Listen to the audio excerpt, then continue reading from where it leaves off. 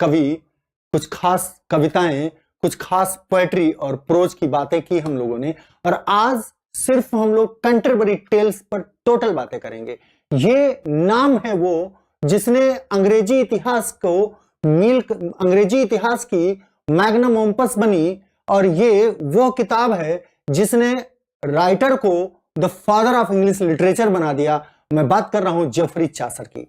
Jeffrey Chaucer, because of this poetry, this 17,000 lines की यह कविता ने बना दिया चौसर को the father of English literature, the father of English poetry. तो बात करेंगे हम कैंटरबरी टेल्स की। बिल्कुल, good morning everybody, good morning. Yes, PDF बिल्कुल मिलेगा आपको, लेकिन जब ये क्लास खत्म हो जाएगी, ये सारा पीडीएफ खत्म हो जाएगा तो आपको पीडीएफ मिल जाएगा। दूसरी बात, जो बच्चे अभी कह रहे हैं लैंग्वेज की क्लास कंटिन्यू करिए, तो बेटा आप ध्यान दीजिए, लैंग्वेज का कोर्स इतना ज्यादा नहीं है जितना प्रेशर मेरे ऊपर लिटरेचर का है। मुझे जब क्लास कोई बंद होती है, कोई किसी कारण से नहीं हो पाती, तो मुझे सबसे ज्यादा टेंशन होती है। और मैं आपको यकीन दिलाता हूं कि लिटरेचर का कितना भी बड़ा कोर्स क्यों ना हो, कंटिन्यू पढ़ा के मैं उसको पूरा करूंगा, ये प्रॉमिस है। तो पहली लाइन पढ़िए जरा आप।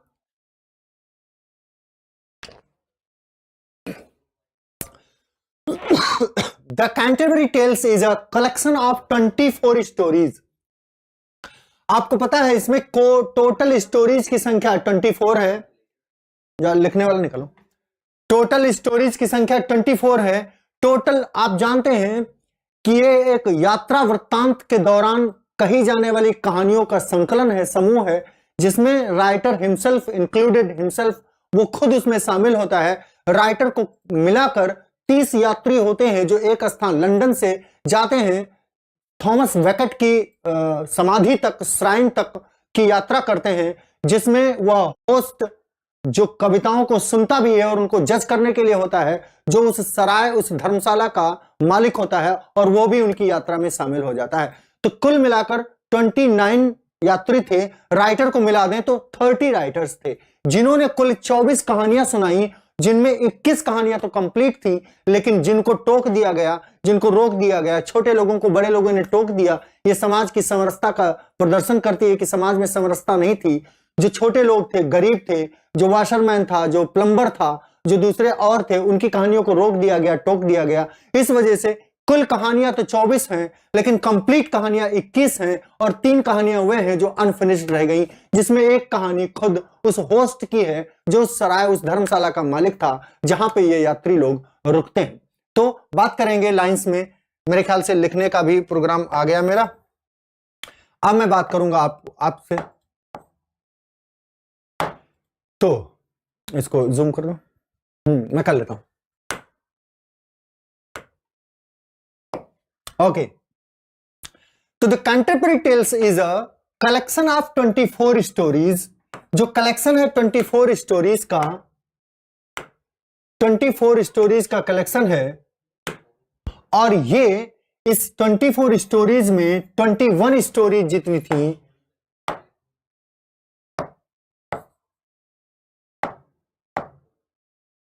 ये लिख नहीं रहा है भाई।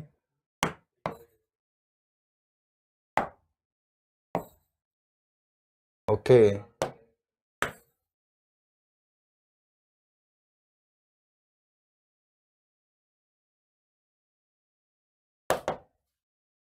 अरे यहां आ जाओ, इसको हटाओ।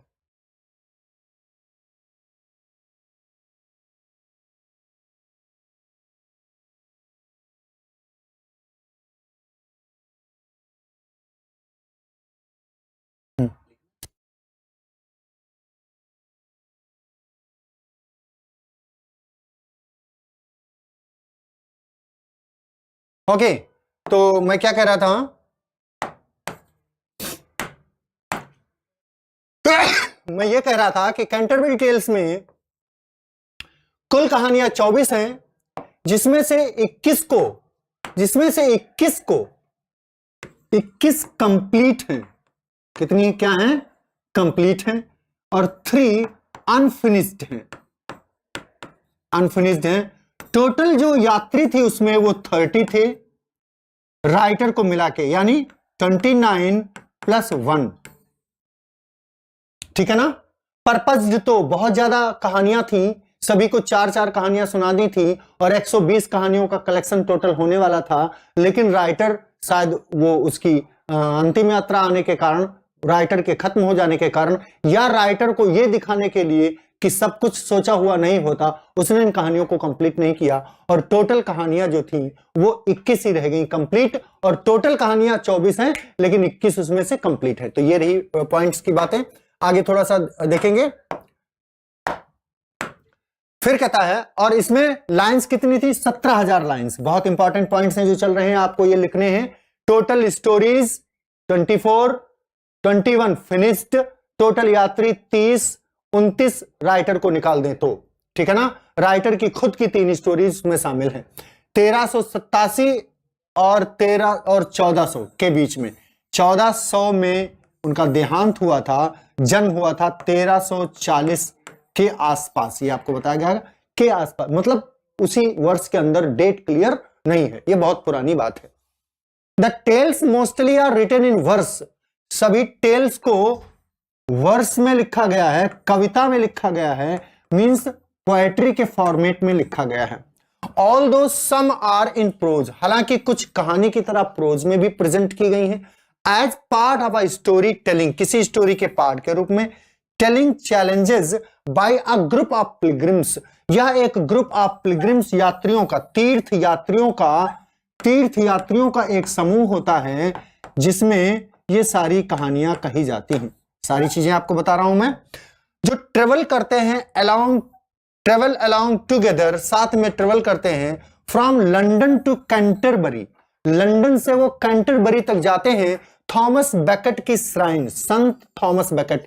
ये इतने इंपॉर्टेंट पॉइंट्स हैं जो आपको नोट ही करने चाहिए। आपको जितने बोल्ड पार्ट्स हैं ये सब पोर्शन आपको तैयार करना चाहिए। ट्रेवल करते हैं together from London to Canterbury, London से कहां जा रहे हैं, क्वेश्चन बनेगा यहीं से। लंदन से कहां जा रहे थे? कैंटरबरी को। कैंटरबरी में कौन सी वो जगह थी? श्राइन थी, वो समाधि थी। श्राइन का मतलब है बेटा समाधि, वो समाधि थी। और वो समाधि किसकी थी, इस पर क्वेश्चन बनेगा। थॉमस बेकेट की। वो थॉमस बेकेट की समाधि पर यात्रा के लिए जा रहे थे, तीर्थ यात्री थे और उनकी संख्या 30 थी। और ये कैथेड्रल है, वो कैथेड्रल का मतलब चर्च, ठीक है ना। कैंटरबरी कैथेड्रल में स्थित shrine of saint Thomas Becket को वो विजिट कर रहे थे। ये बहुत इंपॉर्टेंट पॉइंट है, वेरी वेरी इंपॉर्टेंट। क्लियर हो गई बात? मैं आगे बढ़ूं बेटा। हाँ बिल्कुल, बाद में नहीं कराएंगे क्लास, जो जिस समय जिसकी होनी चाहिए वो उसी समय होगी। ये लिटरेचर का टाइम है तो यहां लिटरेचर ही होगी। 10 वाली class due to network problem cancel हो गई तो वो वही क्लास कल हो जाएगी। बात समझ रहे हैं आप? लिटरेचर की क्लास में लिटरेचर होगी, ग्रामर की क्लास में ग्रामर होगी, मिक्सचर नहीं होने वाला कुछ। और लिटरेचर की क्लास अभी और समय बढ़ाया जाएगा, क्योंकि आप जानते हैं इतना बड़ा कोर्स है, कवर करने के लिए मुझे ज्यादा समय देना होगा और ज्यादा मेहनत करनी होगी। ये नोट्स मैं आगे चल रहा हूं, बना रहा हूं। आपकी 5 क्लास आगे के नोट्स तैयार हो रहे हैं। कल जो मैंने तैयार किया है वो आपकी 10 क्लास आगे का नोट्स है, यानी आगे की 10 क्लासेस मेरे पास नोट्स तैयार रखे हैं। और मैं इस दीपावली में आपके लिए इतनी मेहनत करने वाला हूं। दिवाली की सारी छुट्टियों को मैं कंज्यूम करूंगा, सारी छुट्टियों को मैं यूटिलाइज करूंगा और उसमें मैं लगभग आधा कोर्स आपका नोट्स के रूप में तैयार कर लूंगा, जो इसी तरह पॉइंट वाइज तैयार किया जाएगा पूरा का पूरा कोर्स। और फिर दावा करके भेजेंगे आपको, जाओ बेटा करके आओ पेपर, फाड़ के आओ पेपर, बिल्कुल एकदम निकाल के आओ एग्जामिनेशन। चलते हैं, आगे बढ़ते हैं। तो अभी मेहनत का समय है आपके और मेरे दोनों। मेरी मेहनत में कमी आएगी तो आप तो पहले ही ढीले हो जाएंगे, ठीक है ना। इसलिए बिल्कुल भी ये मत सोचिएगा कि मैं आपको खाली छोड़ने वाला हूं। और वो जगह जहां पर वो लोग रुके थे, टबर्ड इन का मतलब होता है सराय, यानी धर्मशाला। वो सराय होती है जहां पर रुके थे और वो टबर्ड थी नाम उसका। और साउथ वार्क में अब वापस जब आ रहे थे वो तब की बात है। चलो, वेरी वेरी इंपॉर्टेंट, नाम पूछा जाएगा उस धर्मशाला का, सराय का, जहां पे वो रुके थे। चलिए अगला point. The Canterbury tales is near unanimously. Unanimously का मतलब होता है, यूनानिमसली का मतलब होता है सर्वसम्मत, जहां सभी सहमत हो। Unanimously seen as Chaucer's magnum opus. Magnum opus का मतलब है मास्टर वर्क। मील का पत्थर, ये सर्वोत्तम वर्क है इनका, किसका?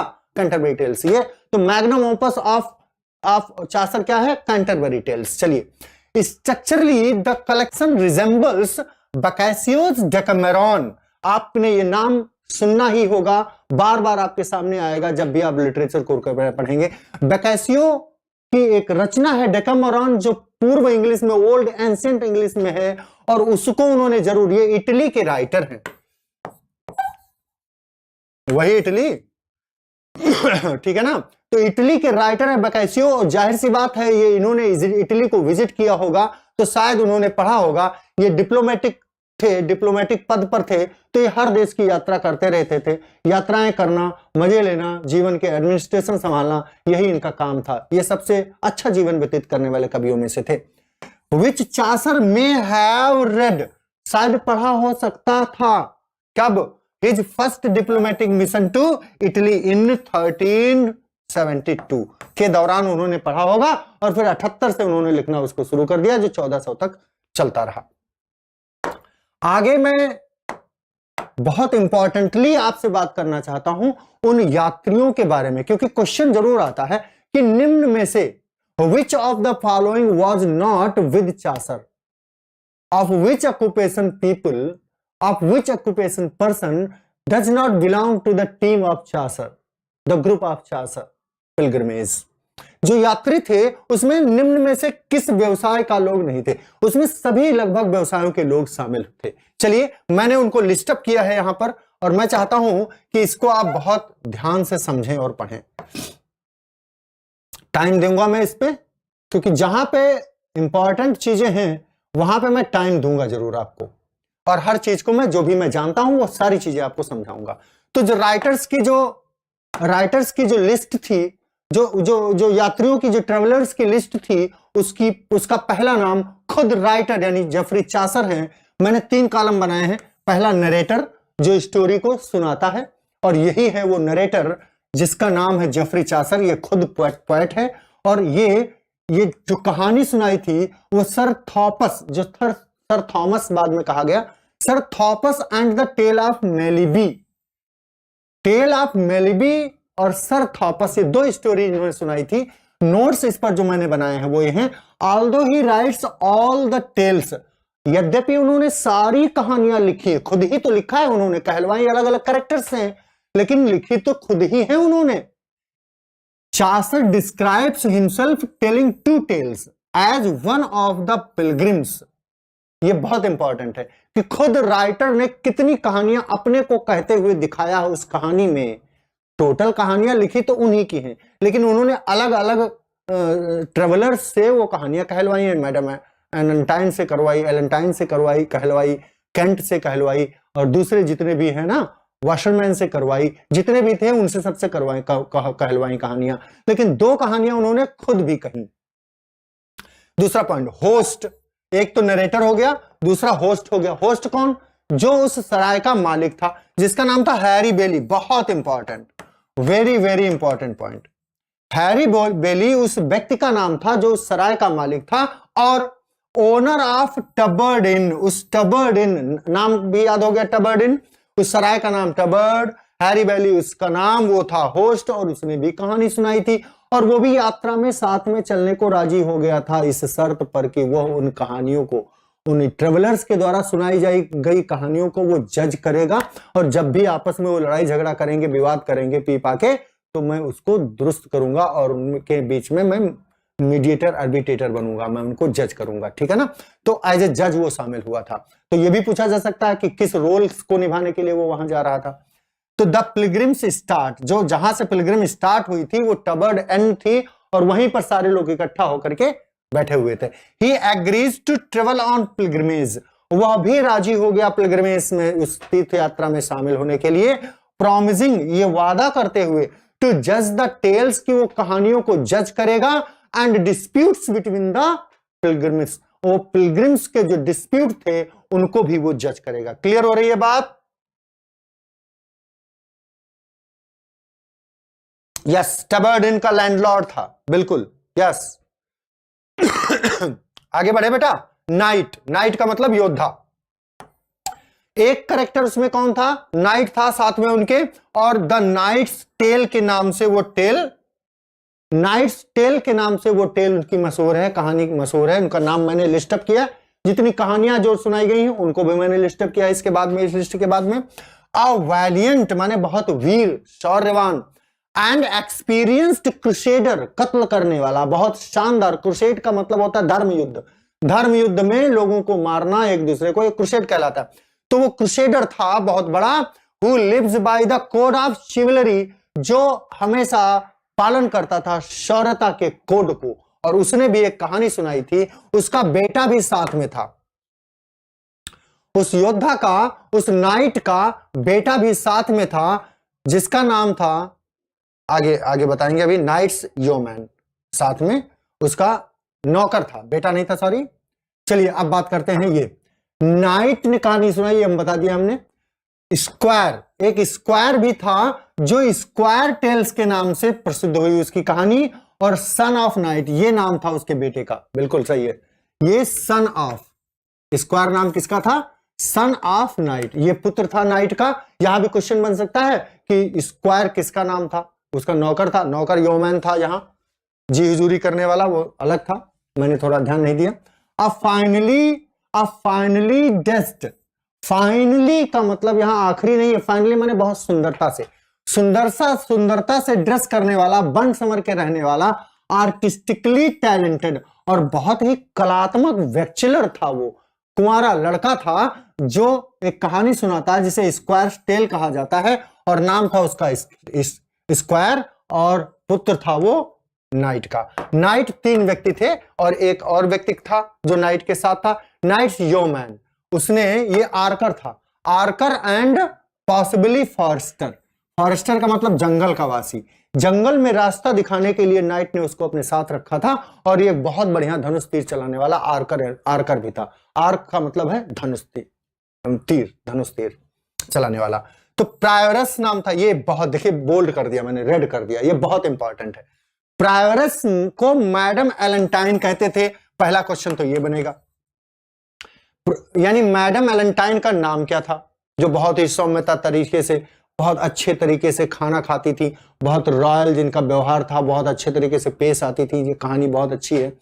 द प्रायोरस टेल कहलाती है वो मैडम एलेंटाइन की। एक क्वेश्चन यहां से और बनता है कि उन्होंने जो गले में लॉकेट पहना था उस पर जो लिखा था अमोर विंसिट ओमनिया, ये पिछले ही एग्जाम में शायद आया था 16 में, लव कंक्योर्स ऑल होता है इसका मतलब, और पूछा जाएगा कि इसका मतलब क्या होता है।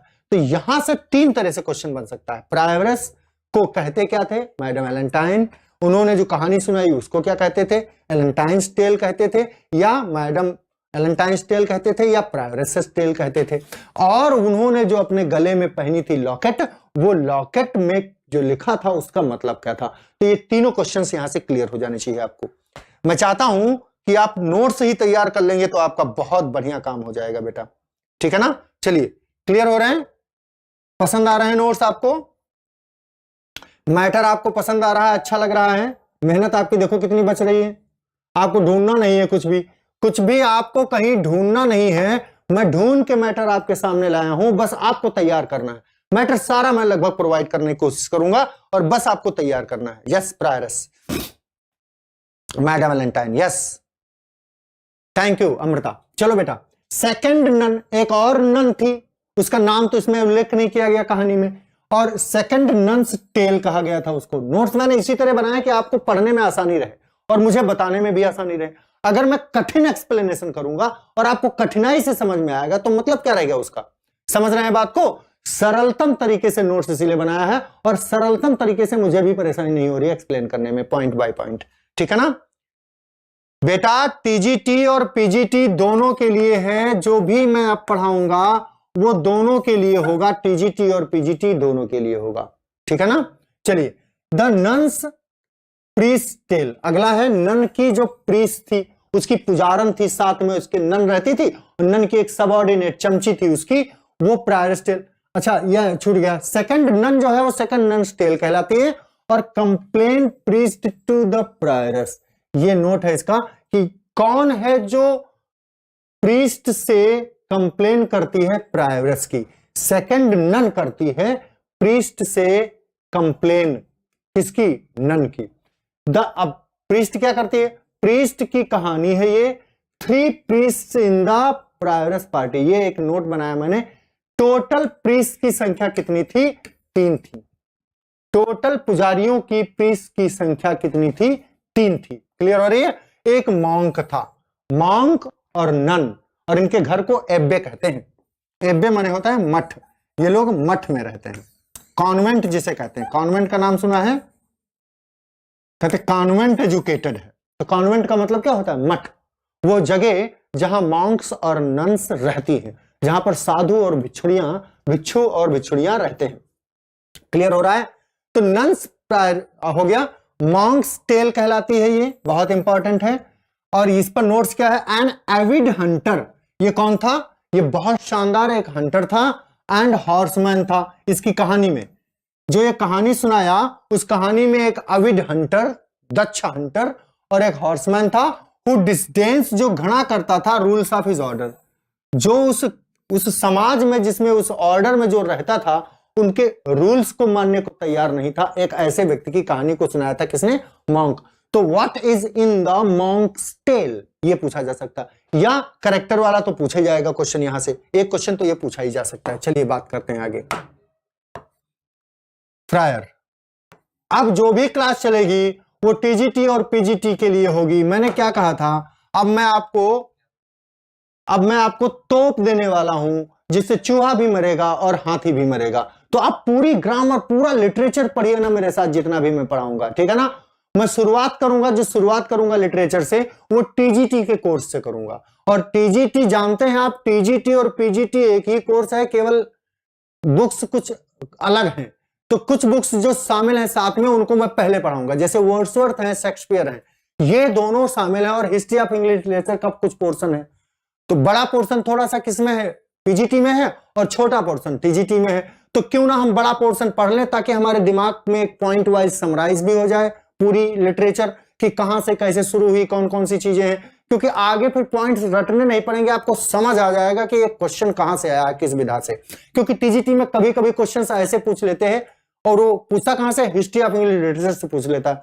तो हिस्ट्री ऑफ इंग्लिश लिटरेचर में सारे पोएट्स आते हैं, और वो पोएट्स के जीवन से कोई बात पूछ लिया अगर जो टीजीटी में, तो आप क्या कर लोगे? कहने का मतलब समझ रहे हो आप? तो मैं पूरी हिस्ट्री ऑफ इंग्लिश लिटरेचर को एक्सप्लेन करूंगा, जो टीजीटी और पीजीटी दोनों के लिए जरूरी है। इसके बाद मैं जो राइटर्स शुरू करूंगा, तो टीजीटी से शुरू करूंगा, जो पीजीटी में भी होंगे। बात समझ रहे हैं? तो पूरी क्लासेस जो चलेंगी वो टीजीटी और पीजीटी दोनों के लिए। क्लियर हो रही? फिर टीजीटी का कोर्स कंप्लीट करने के बाद मैं पीजीटी का करवाता रहूंगा, और टीजीटी वाले अपना रिवीजन करते रहें। 1 घंटा मैं और अलग से शुरू कर दूंगा, जिसमें टीजीटी के प्रैक्टिस टेस्ट में देता रहूंगा। ये है मेरा प्लान। समझ में आ रही है बात? चलते हैं आगे बढ़ते हैं। इसके बाद फ्रायर। उस फ्रायर का नाम क्या था? फ्रायर का नाम था हबर्ड, और फ्रायर्स टेल के नाम से उसकी कहानी मशहूर हुई। और कन्फेशंस करता है वो गलतियां करता है, और गलतियों के बाद वो कन्फेशन करता है कि हाँ मैंने ये गलती की है, ईश्वर मुझे माफ करे। From the well to do from for a price and spends the money on himself rather than to benefit the poor. वो गरीबों पर पैसा खर्च करने के बजाय वो देखो यहां पर ऊपर छूट गई लाइन एक, कहता है अ मेंडिकेंट हु टेक्स। वो एक मेंडिकेंट था, जो कहानी उसने सुनाई उसमें, जो टेक्स कन्फेशंस, वो मेंडिटेक जो उसके पास आते थे लोग, वो उनसे कन्फेशंस लेता था from the well to do. और वो लोग जो उसके पास आते थे कन्फेशंस के लिए, जो कहते थे मुझसे गलती हो गई, ठीक है चलो ठीक है 5,000 रुपए दे जाओ, मैं तुम्हारी पूजा करवा दूंगा, शनिश्चर जो है वो तुम्हारे ऊपर चढ़ गया है और वो तुमको नुकसान कर रहा है, परेशान कर रहा है, इसलिए तुम्हारा कोई काम नहीं हो रहा है, तो 5,000 रुपए दे जाओ और ये इतना ये सामान दे जाओ, मैं तुमको। ये क्या है? ये जो उसने दिया है, जो प्रायश्चित किया है, जो रेपेंटेंस दिया है, जो रिग्रेट दिया है, वही कन्फेशन है। तो बड़े लोग, जो धनी लोग होते थे, वो आते थे उसके पास और उसे कन्फेशन देते थे, उसको प्राइस देते थे, एंड स्पेंड्स द मनी, और पैसा खर्चा करते थे ऑन हिमसेल्फ, उस पर, rather than to benefit the poor. वो गरीबों पर पैसा खर्च करने के बजाय वो एक व्यक्ति था जिस पर पैसा खर्च करते थे, जो भी आते थे उसके पास कन्फेशन के लिए। धनी लोगों को वो मूर्ख बनाता था, कहने का मतलब यह है। ऐसे व्यक्ति की कहानी वो सुनाता है। कौन? फ्रायर। मर्चेंट क्या करता है? मर्चेंट की टेल है और सक्सेसफुल हैंसिटिक ट्रेडर, वो बहुत बढ़िया सफल व्यापारी था। कौन सफल व्यापारी था? मर्चेंट के नाम से ही था, बस इसमें इतना ही है, इसलिए बोल्ड नहीं किया कहीं, मैं सबके बारे में बताता चल रहा हूं। जो इंपॉर्टेंट थे वो मैंने ऊपर बोल्ड कर दिए थे, रेड कर दिए थे। एक क्लर्क था जो क्लर्क की टेल सुनाता था, और ये ऑक्सफोर्ड का एजुकेटर था। क्वेश्चन यहां से बहुत डिटेल में जाए तो पूछ सकता है, नेट लेवल में इसका क्वेश्चन भले ही पूछा जा सकता है कि आपको इतनी बारीकियां देखनी है, यहां इतनी बारीकियां नहीं देखनी है, ज्यादा परेशान नहीं होना है। तो क्लर्क था, और क्लर्क के बाद कौन आया? मैन ऑफ लॉ, एक सर्जेंट था, वकील, जिसे आप वकील कहते हैं, वो था। मैन ऑफ लॉ टेल कहा जाती है ये। अ वेल्दी लॉयर था वो, known as much for the personal extravagance, जो अपनी शाह खर्ची के लिए जाना जाता था, जो खूब सारा पैसा खर्चाता था, लुटाता था, as for his professional skills, अपनी प्रोफेशनल स्किल्स पर। फ्रैंकलिन और फ्रैंकलिन टेल कहलाती थी वो। ये companion of the man of law, ये इसका साथी था। किसका?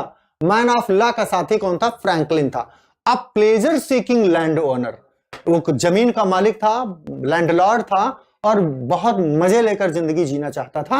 Who dance on every kind of food, जो हर प्रकार का खाना खाता था, हर प्रकार का खुराक लेता था, भोजन लेता था और ड्रिंक करता था। 5 क्राफ्ट वर्कर्स थे साथ में, जो एक ही साथ एक कहानी सुनाते हैं, ठीक है ना? A Huberdseer, a carpenter, a weaver, a dyer, a tapster and all described together. इनको एक साथ ही डिस्क्राइब किया गया है, यानी इन सबको एक ही यूनिट माना गया है। अब यहां से क्वेश्चन ये बन सकता है कि जो एक ही यूनिट में 5 क्राफ्ट्समैन थे, उसमें से कौन नहीं था? पिछले क्वेश्चन में आया था पिछली बार, जो उसमें वॉशरमैन था ऑप्शंस में, और वॉशरमैन इसमें नहीं है, देख लो, ठीक है ना? चलते हैं आगे। है कुक, एक कुक था जिसका नाम रोजर था, और वो कुक्स स्टोरी कहलाती है। A servant of craft workers, ये जो क्राफ्ट वर्कर्स थे 5, इनका वो सर्वेंट था। इसके बाद शिपमैन था, एक जहाज चलाने वाला, शिपमैन्स टेल कहलाती है वो। A barge captain from Dartmouth, Dartmouth नाम के स्थान पे वो एक बार्ज माने छोटी नाव, बार्ज का मतलब होता है छोटी नाव, एक छोटी नाव, एक छोटी यात्रा करने वाली नौका थी, उसका वह कैप्टन था। कौन? शिपमैन। ज्यादातर नाम जो हैं वो उनके काम पर ही रखे गए हैं। चलिए आगे बढ़ते हैं। फिजिशियन था, एक डॉक्टर था ऑफ फिजिक, शरीर का ये फिजिक है। द फिजिशियंस टेल, और वो फिजिशियंस टेल कहलाती है। A practitioner of astrology and humorism, हास्यवाद, ह्यूमरिज्म और एस्ट्रोलॉजी का वो प्रैक्टिशनर था, वो प्रैक्टिस करता था, जैसे डॉक्टर लोग प्रैक्टिस करते हैं उसी तरह वो भी प्रैक्टिस करता था। वाइफ ऑफ बाथ, और एक कैरेक्टर था, वाइफ ऑफ बाथ थी, जिसका नाम एलिसन था। ये इंपॉर्टेंट है कि वाइफ ऑफ बाथ का नाम क्या था। वाइफ ऑफ बाथ का नाम था Alison, the wife of Bath tale. ये वाशरमैन की बीवी है, और अब 5 टाइम्स विडो, और ये 5 बार की विधवा है। Who has traveled throughout the world, और उसमें वो इच्छा व्यक्त करती है कि अगर उसके मौका मिला तो वो एक बार फिर से शादी करने को तैयार है। 5 बार वो अपने पति को बदल चुकी थी। बदल क्या, वो मर जाता था जो भी उससे शादी करता था। ठीक है ना बेटा? जेफरी चासर की। यस बेटा, ये कैंटरबरी टेल्स की वो कैरेक्टर्स के बारे में जो खास बातें हैं वो मैं बता रहा हूं आपको। चलिए आगे बढ़ते हैं। फिर एक पार्सन था उसमें साथ में, जो पार्सन्स टेल कहलाती है। अब बेनवोलेंट माने बहुत ही दयालु व्यक्ति था, एंड वर्चुअस माने गुणी, बहुत ही गुण थे उसमें, वर्चुअस था वो, ठीक है ना? प्लाउमैन एक किसान भी था वहां पर, किसान के बिना कहीं काम नहीं चलता है। द पर्सन्स ब्रदर, ये पार्सन्स ब्रदर था, पार्सन का भाई था। Who loves God, जो ईश्वर को बहुत प्यार करता था, एंड हिज नेबर, और अपने पड़ोसियों को भी, and ploughs poor man's field for free, और पुअर मैन गरीबों के खेतों को वो फ्री में जोत देता था। ध्यान रहे, नेबर की स्पेलिंग में BOUR भी सही होता है, BOR भी सही होता है। BOR अमेरिकन लिटरेचर में आता है, लैंग्वेज में आता है, और BOUR कनाडा, इंग्लैंड, और हमारे यहाँ इंग्लैंड के ही तो गुलाम थे हम, मिलर, अगला करेक्टर है मिलर जो बहुत इंपॉर्टेंट है। रॉबिन उसका नाम था, वास्तव में मिलर्स टेल कहता है। अब ब्राउनी एंड विकेड ट्रेड्समैन, एक विकेड माने दुष्ट, बहुत ही नकारा ट्रेडमैन था। हु ओवर चार्जेस, वो 10 रुपए की चीज मौका देख के ब्लैकमेल करके 50 रुपए की बेचता था। And steals from his customers, और अपने कस्टमर्स से वो चोरी करता था, कस्टमर्स की चीजों को वो चुरा लेता था। सारे कोर्स मिलेंगे, आराम से आप जाइए। अभी कोर्सेस अवेलेबल नहीं, अभी तो ऐसे ही क्लासेस ले रहा हूं मैं, फ्री क्लासेस ले रहा हूं, तब तक मजे से फ्री क्लासेस लेते रहिए। सारे नोट्स पूरे पीजीटी के मैं इसी तरह पढ़ाऊंगा, ताकि मेरी भी मेहनत बचे बेटा और आपकी भी मेहनत बचे। आपको ये नोट्स मिल जाएंगे, मारो बिल्कुल पढ़ के उड़ा देना, रातें काली करके बेहतरीन दिनों के उजाले हासिल कर लो, मजा आ जाएगा आपको। पेड कोर्स अभी नहीं अवेलेबल है, पेड कोर्स 1999 का अवेलेबल होगा, दीपावली तक अनाउंसमेंट तो मैंने कर दिया है। कोर्स अभी अवेलेबल नहीं है वहां, अभी तो मजे लीजिए ग्रामर के, आराम से आप कोर्स लीजिएगा, सारी जगह देख के तब कोर्स लीजिएगा, कहीं फंसने के काम मत करिएगा बेटा। फी इतनी रखी गई है कि आपको कोई समस्या नहीं आएगी, ना कंसेशन करने के लिए आप कहना पड़ेगा और ना ही कोई समस्या आएगी, ठीक है ना। अभी तो फिलहाल फ्री क्लासेस चल रही हैं, बहुत सारा कोर्स तो मैं फ्री ही पढ़ाऊंगा, ठीक है। मिलर हो गया, द मिलर्स टेल, ये मिलर्स टेल कहलाती है। अब ब्राउनी एंड विकेड ट्रेड्समैन था, ये क्लियर हो गया। बात आगे बढ़ाते हैं और बढ़ते हैं 23वें पे। मैंसिपल, ये मैंसिपल व्यक्ति था, नाम इसका नहीं दिया है, मैंसिपल टेल कहलाती है ये। और purchasing agent to an end of court, court की जो कोर्ट में मौजूद जो धर्मशाला थी वहां पर वो परचेजिंग एजेंट था, सामान को लाता और ले जाता था। रीव एक कैरेक्टर था जिसका नाम ओसवाल्ड था, और ये रीव्स टेल कहलाती है। अ फ्यूडल अकाउंटेंट फ्रॉम बाउडल्सवेल, बाउडल्सवेल का वो अकाउंटेंट था, बहुत ज्यादा इंपॉर्टेंट नहीं है, आगे बढ़ेंगे। ये 24 लोगों की कहानियां हो गई। फिर एक समन था जिसको समन्स टेल कहा जाता है। ये ग्लिटनस था, ये थोड़ा पॉइंट इंपॉर्टेंट है, ग्लिटनस था, ग्लिटनस के अलावा लेचरस था और अनबैलेंस्ड मैन था। Who notifies people to appear at church court, जो नोटिफाई करता था लोगों को कि वो कोर्ट में अपीयर हो। चलो भाई तुमने ये हमारे दरवाजे के सामने थूक दिया, कोर्ट नोटिस आ गया उनका, जाके तुरंत दावा ठोक दिया, केस कर दिया, थाने में रिपोर्ट कर दी और उसको पकड़ के ले गए लोग। और ये ग्लटनस था मींस बहुत भारी भरकम मात्रा में भोजन करता था। और लेचरस था का मतलब है बहुत धोखेबाज और लीचड़ आदमी था। क्लियर हो गया होगा मेरे ख्याल से, ठीक है। तो समनर इसका नाम था। और पार्डनर था एक, ये सम्मान दिलवाता था और ये पार्डन माने क्षमा दिलवाता था, ये बहुत अच्छा आदमी था। A close companion of summoner who sells luxury and phony religious relics, जो रिलीजियस रिलिक्स बेचता था, आवाज करती थी जो, बहुत ही अच्छी चीजें बेचता था, अच्छे काम लोगों से करने को कहता था, क्योंकि ये पार्टनर था, हर किसी को माफ कर देता था और वो हर किसी पर केस ठोक देता था कि आओ तुमको कोर्ट में देखते हैं। चलिए आगे एक कैनन था। कैनन का मतलब होता है बहुत ही साहित्यिक और बहुत ही क्या कहेंगे उसको, कैनन को एक तो सैद्धांतिक कहेंगे, सैद्धांतिक कहेंगे, हिंदी का शब्द नहीं मिल पाता जल्दी से, तो सैद्धांतिक व्यक्ति था और उसने कोई कहानी नहीं सुनाई थी। और ये अल्केमिस्ट था एंड कॉन्फिडेंस टिक्स्टर था, who encounters the pilgrims on the road, जो रोड पर उनको एनकाउंटर करता था। Then rides away when his yeoman speaks too freely, आगे बढ़ जाता था और फिर उसका जब मालिक पुकारता था आ जाओ तो वापस चला आता था, फिर साथ में चलने लगता था, यही काम करता था। कौन है ये, बहुत ही कैनन नाम था उसका, और उसने कोई कहानी नहीं सुनाई थी। फिर कैनन का एक नौकर भी था, उसको यस्सर यस्सर करने वाला, कैनन का एक नौकर भी था।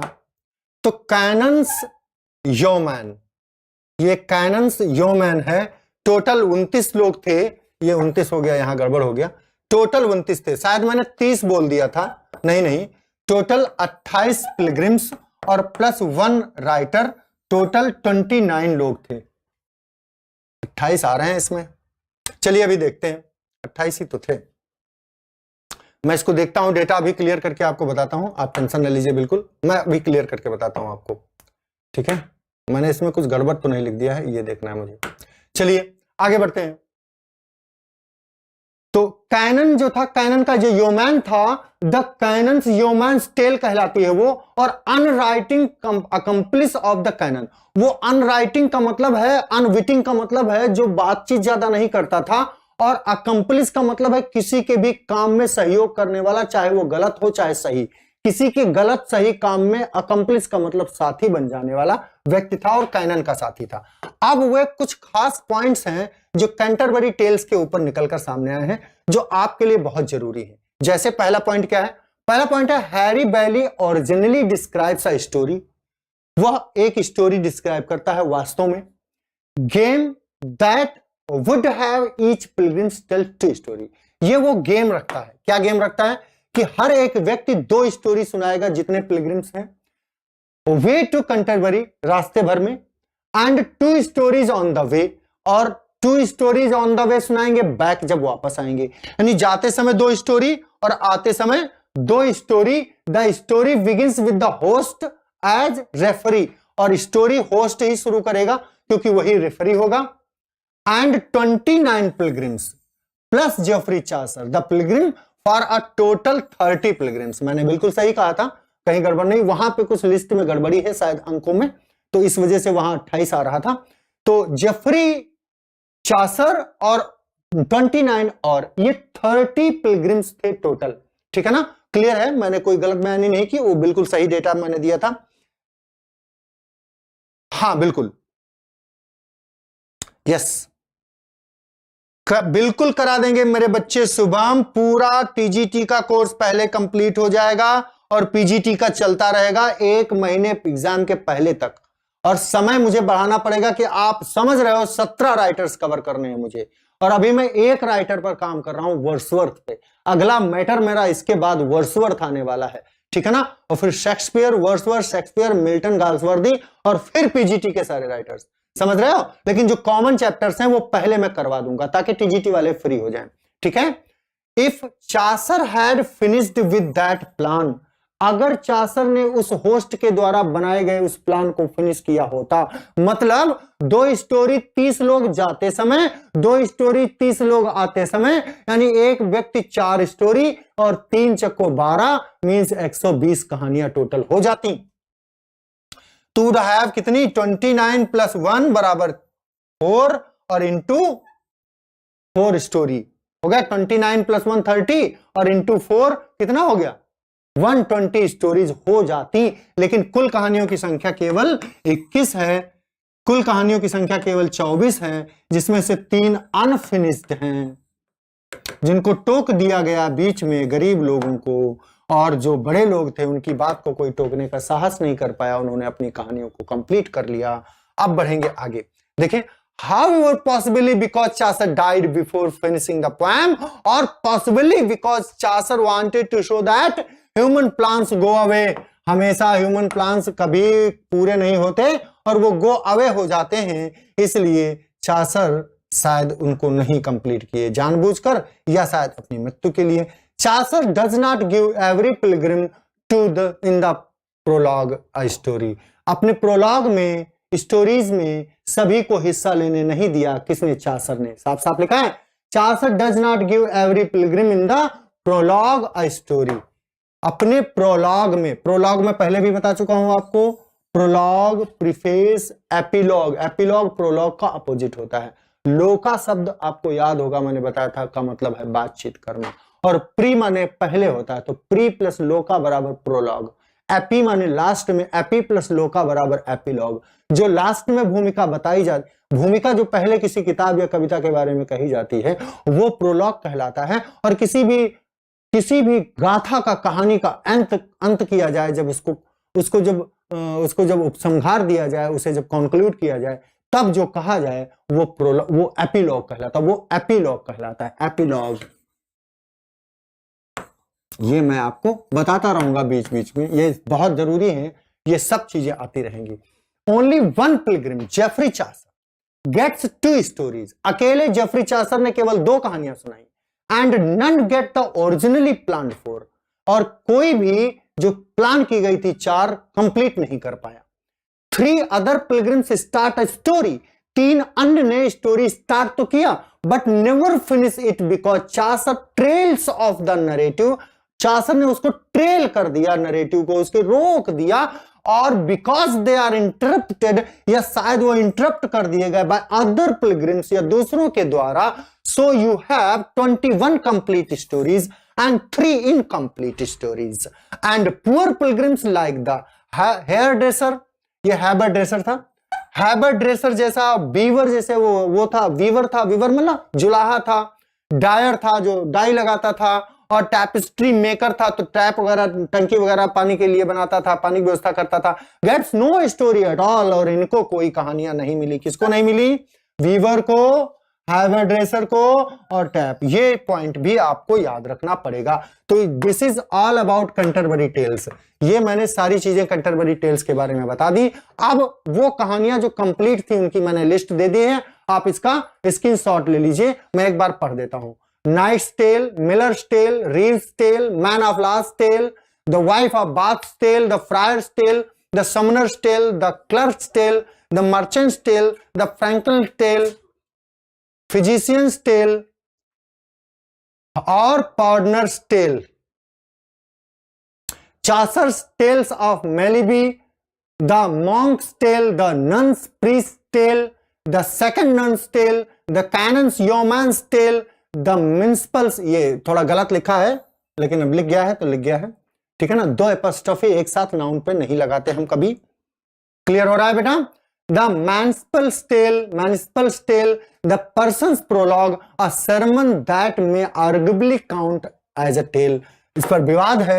एक उपदेश दिया जाता है उसमें पर्सन्स के प्रोलॉग को, प्रोलॉग में पार्सन जो था वो sermon माने उपदेश देता है, उसे टेल के रूप में शामिल किया जाए कि नहीं, इस पर क्रिटिसाइज किया है, बहुत लोगों ने विवाद किया है, तो उसको शामिल करें या नहीं, लेकिन वो नंबर में तो आएगी 21 के, और वो कंप्लीट भी है। Several other pilgrims do not finish their story but start them, 3 कहानियां शुरू तो हुई लेकिन वो खत्म नहीं हुई। दीज इनकम्प्लीट टेल्स इंक्लूड, जो 3 इनकम्प्लीट टेल हैं वो भी नीचे मैंने दे दी है। क्या लिखा है उसमें? कॉक्स टेल, एक तो कॉक्स टेल, कुक्स टेल, गरीब आदमी कुक भी स्टार्ट किया और उसको नहीं मिला। स्क्वायर्स टेल, जो बच्चा था वो किसका बच्चा था? नाइट का जो पुत्र था, उसने भी कहानी अपनी शुरू की, उसको भी बच्चा समझ के टोक दिया। और चासर्स टेल ऑफ सर थॉपस, और चासर की जो टेल थी सर थॉपस के बारे में, वह इंटरप्टेड बाय होस्ट, ठीक है ना। तो चासर ने 2 कहानियां सुनी थी, स्टोरी ऑफ मेलिबी और सर थॉपस, टेल ऑफ सर थॉपस। तो मेलिबी को उन्होंने कंप्लीट कर लिया था, लेकिन टेल ऑफ सर थॉपस को इंटरप्ट किया था किसने? वही जो उस सराय का, धर्मशाला का मालिक था। और चासर तो खुद ही लिख रहा था सब कुछ, इसलिए वो उसने अपने आप को डिस्टर्ब किसी और से नहीं करवाया बल्कि होस्ट से करवाया, खुद ही तो सब कुछ लिखना था। And Chaucer instructed to start over and try again by the host, फिर से चासर ने इंस्ट्रक्ट किया उसको कि फिर से स्टार्ट करे। आगे बढ़ेंगे और देखेंगे कि क्या अगले लेसन में मैंने क्या आपको बताने की कोशिश की है। तो लेसन नंबर 3, चासर के समकालीन एक और पोएट का नाम मैं लेना चाहूंगा जिसे आप कह सकते हैं लैंग लैंड। वो लैंग लैंड था जो 1330 में जन्म लिया और 1400 में डाई हुआ, और चासर 1340 में जन्म लिए थे और 1400 में मर गए थे। चासर उससे ज्यादा बड़े पोएट कहे जाते हैं क्योंकि चासर किसी राजा के दरबार में चापलूसी करते थे, उनकी कविताओं को लोग सुनते थे, वाह वाह करते थे, दरबार में भी उनको इनाम मिलते थे, और ये गरीब लोगों के कवि थे, इसलिए उतनी वाहवाही फादर नहीं कहलाए ये, कैंटरबरी टेल्स जैसी रचना नहीं लिख पाए ये, और इनको उतना अटेंशन नहीं मिला जितना जेफरी चासर को मिला। चलिए आगे बढ़ते हैं। हाँ बेटा, सिलेबस की शुरुआत चासर से ही है, इसीलिए यहां से डिटेल कर रहा हूं मैं बेटा। उसके पहले भी एक क्लास मैंने ली है, छोटा हल्का फुल्का बता के मैंने किनारे कर लिया, लेकिन अब देखो कितनी तरीके से हर पॉइंट को मैं कवर कर रहा हूं। मैं ठीक कर रहा हूं ना बेटा?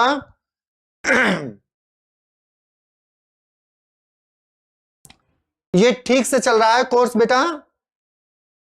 चलिए विलियम लैंगलैंड की बात करेंगे हम। तो he presumed author of one of the greatest example middle English alternative poetry, alliterative poetry। ये है उस कलेक्शन का नाम जो इन्होंने लिखा था। बिल्कुल टीजीटी पहले बेटा, टीजीटी जो पढ़ाएंगे वो पीजीटी के भी काम आएगा।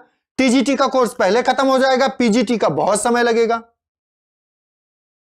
बिल्कुल कराएंगे बेटा, क्वेश्चन भी कराएंगे, लेकिन अभी मटेरियल कुछ पढ़ा लें, एक चैप्टर हिस्ट्री कंप्लीट हो जाए, फिर हिस्ट्री से बने हुए क्वेश्चन आपको करवा देंगे। समझ में आ रही बात बेटा? पहले थोड़ा पढ़ा लेंगे, फिर आपको मुझे फायदा किए थे, मैं वही रास्ता आपको बताने जा रहा हूं बेटा। और कितना कठिन पेपर 16 का आया था और मैंने बहुत अच्छा स्कोर किया था दोनों में। तो अच्छा स्कोर तभी आएगा जब आपके पास बहुत अच्छा सोर्सेस होंगे, बहुत अच्छा मटेरियल होगा। बात समझ लेना बेटा। मैं यहां से कल से शुरू करूंगा। तो मैंने पहले भी कहा था जो खुद सफल है